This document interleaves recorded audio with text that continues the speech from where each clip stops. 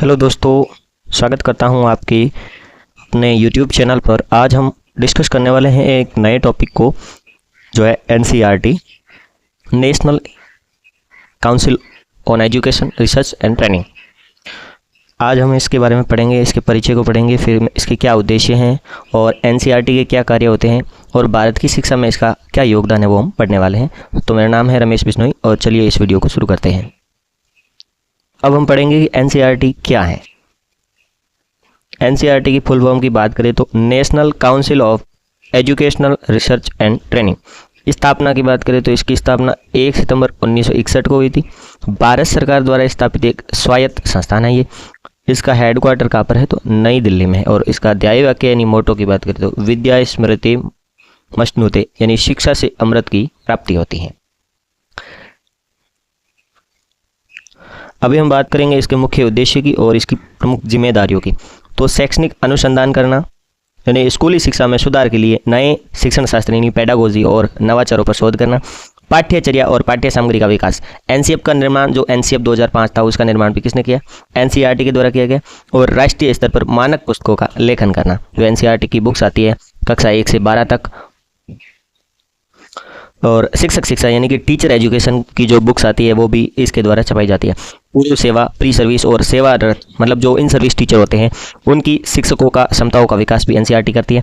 अंतर्राष्ट्रीय सहयोग की बात करें तो ये यूनेस्को को सहयोग करती है, यूनिसेफ को सहयोग करती है और अन्य वैश्विक निकायों के साथ में शिक्षा के क्षेत्र में द्विपक्षीय कार्यक्रम करती है। यानी ये उनके साथ में MOU करती हैं, फिर उनके साथ में कोलैब करके जो शिक्षण में नवाचार है उसका आगे बढ़ाती है।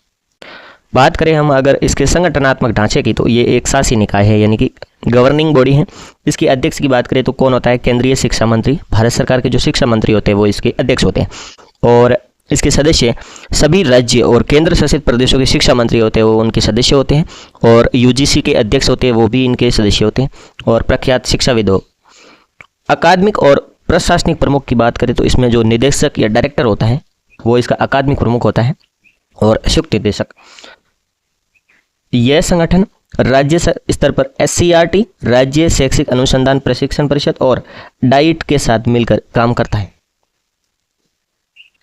NCERT की प्रमुख इकाइयों की बात करें, जो यूनिट्स होती हैं, वो पहली है NIE। NIE का मतलब होता है नेशनल इंस्टीट्यूट ऑफ एजुकेशन। ये कहाँ पर है? नई दिल्ली में है। शिक्षा के विभिन्न विभाग जैसे गणित विभाग, विज्ञान, सामाजिक विज्ञान और भाषा आदि में उच्च स्तरीय अनुसंधान करते हैं। ये क्या करते हैं? वहाँ पर इसकी प्रमुख इकाई है वो रिसर्च करने का काम करती है। फिर आती हैं CIET, central institute of educational technology, यानी कि ये कहाँ पर? यही नई दिल्ली में है। ऑडियो विजुअल और रेडियो और डिजिटल मीडिया सामग्री का निर्माण कौन करती है? तो CIET करती है। और NIE का काम क्या होता है? ये अपने गणित और विज्ञान, सामाजिक विज्ञान, भाषा आदि में उच्च स्तरीय अनुसंधान करती है।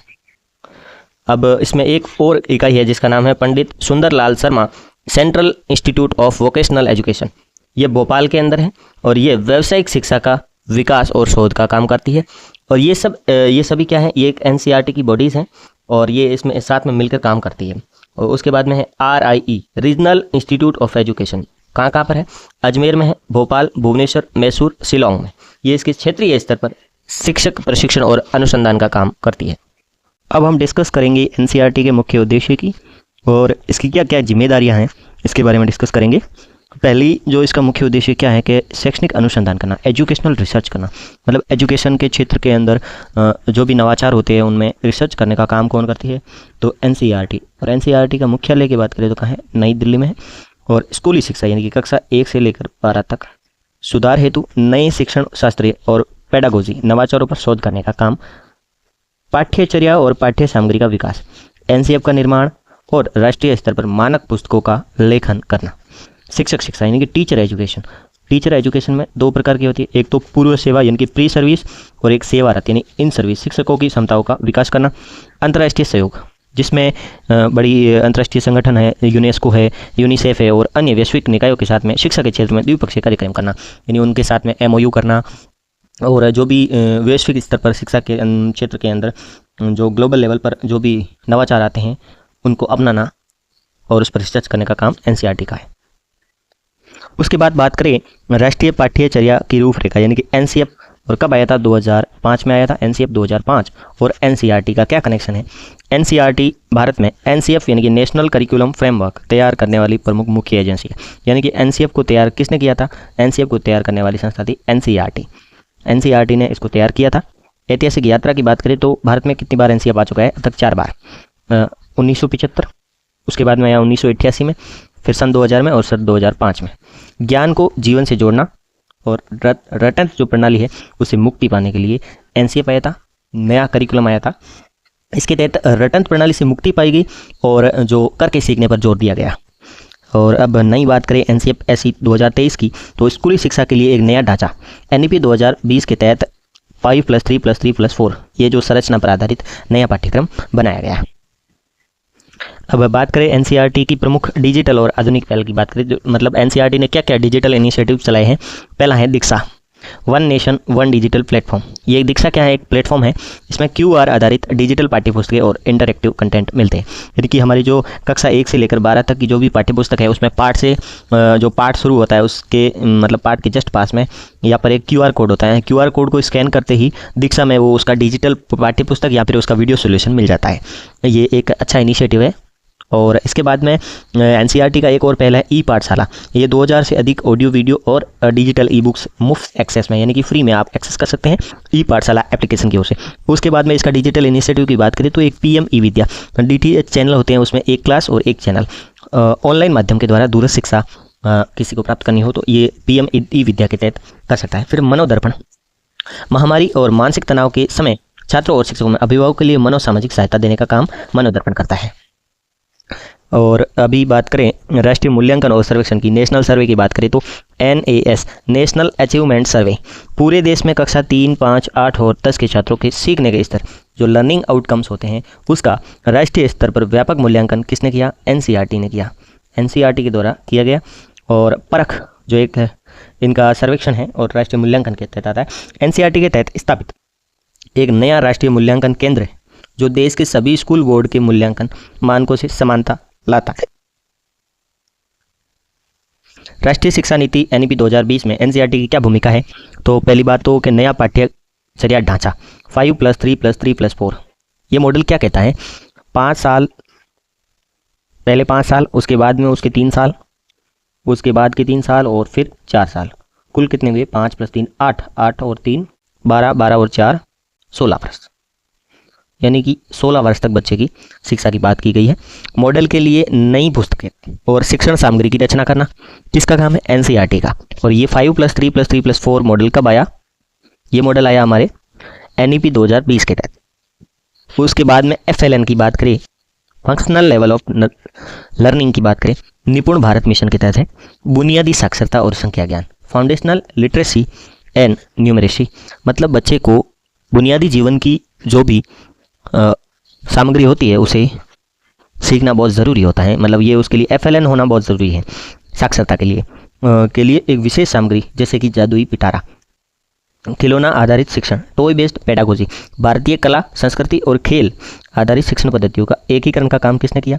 तो एनसीईआरटी ने किया। और ये सब किसके तहत आता है? अपने NEP 2020 के तहत। अब हम डिस्कस करेंगे एनसीईआरटी की प्रमुख चुनौतियां और भविष्य की दिशा के बारे में। समानता और पहुंच, देश के दूर दराज के क्षेत्रों तक भौतिक और डिजिटल पाठ्य सामग्री को समय उपलब्ध सुनिश्चित करना किसका काम है? एनसीईआरटी। क्षेत्रीय भाषाओं, क्षेत्रीय भाषा का मतलब जैसे कि गुजराती है, पंजाबी है, गुजराती, पंजाबी, ये सब क्या है? रीजनल लैंग्वेज है। इन लैंग्वेज में अनुवाद किया किसने किया? एनसीईआरटी। भारतीय भाषाओं में वाली शिक्षण सामग्री का बहुभाषी विकास, रटने के बजाय योग्यता आधारित शिक्षा, मूल्यांकन प्रणाली को केवल अंकों के बजाय कौशल विकास पर केंद्रित करना, यानी कि बच्चे में कौशलों का विकास होना चाहिए, न कि अंकों से कुछ नहीं है, कौशल का विकास होना बहुत ज़रूरी है एनसीईआरटी के अकॉर्डिंग। अभी हम बात करेंगे अंतर्राष्ट्रीय सहयोग की और आदान प्रदान की। एनसीईआरटी स्कूली शिक्षा में, यानी कि स्कूली शिक्षा का अभी हमने थोड़ी देर पहले बताया, स्कूली शिक्षा का मतलब होता है कक्षा 1 से 12 तक की शिक्षा में अन्य देशों के साथ में द्विपक्षीय सांस्कृतिक आदान प्रदान। ये किसके साथ करता है साहब? द्विपक्षीय सांस्कृतिक आदान प्रदान, जैसे कि बड़े बड़े संगठन हैं, यूनेस्को है, यूनिसेफ है, इन सब के साथ में क्या करता है? द्विपक्षीय सांस्कृतिक आदान प्रदान करता है। कार्यक्रमों की कार्यान्वयन एजेंसी के रूप में काम करता है। यह एक अंतर्राष्ट्रीय संगठनों के साथ मिलकर काम करता है और विकासशील देशों के शैक्षिक कर्मियों को प्रशिक्षित और सुविधाएं प्रदान करता है। सूचना का समाशोधन गृह, clearing house for educational information, से संबंधित नए विचारों, अनुसंधान और जानकारी के प्रसार के लिए एक केंद्रीय सूचना केंद्र की भूमिका निभाना। प्राथमिक शिक्षा के सार्वभौमिकरण यानी कि यूनिवर्सलाइजेशन ऑफ एलिमेंट्री एजुकेशन का नोडल निकाय कौन है? तो एनसीईआरटी है। सभी बच्चों तक प्राथमिक शिक्षा की पहुंच सुनिश्चित करने वाले राष्ट्रीय लक्ष्यों को प्राप्त करने की नोडल एजेंसी भी कौन है? तो एनसीईआरटी है। संगठक इकाइयों की पूर्ण सूची की बात करें तो पहला है एनआईई। एनआईई कहाँ पर है? नई दिल्ली में। सीआईटी भी कहाँ पर है? नई दिल्ली में। PSSCIV ये भी भोपाल में है। RI कहाँ पर है? अजमेर में है, भोपाल में, भुवनेश्वर में, मैसूर में। NE की बात करें, NERI ये कहाँ है? शिलांग में है। RIE नेल्लोर में। ये इसकी इकाइयाँ हैं, आपको यहाँ से रट कर जाना है। ऐसे आपको याद ना हो तो आप इसको रट कर जाए। कभी कभार इसकी संगठक इकाइयों में से एक आधा प्रश्न बन सकता है। यह टॉपिक हमारा यहीं पर पूरा होता है। आपको कमेंट में बताना है कि आगे जो वीडियो बनाऊंगा उसमें आपको ऐसे टॉपिक वाइज पढ़ना है या फिर टॉपिक वाइज MCQ पढ़ने हैं। क्या करना है आपको मुझे बता दीजिए। यह आपके फर्स्ट ग्रेड एग्जाम के लिए बहुत ही इंपॉर्टेंट रहने वाला है। जो फर्स्ट ग्रेड का स्पेशल एजुकेशन का है पार्ट B, उसके लिए बहुत ही इंपॉर्टेंट टॉपिक है।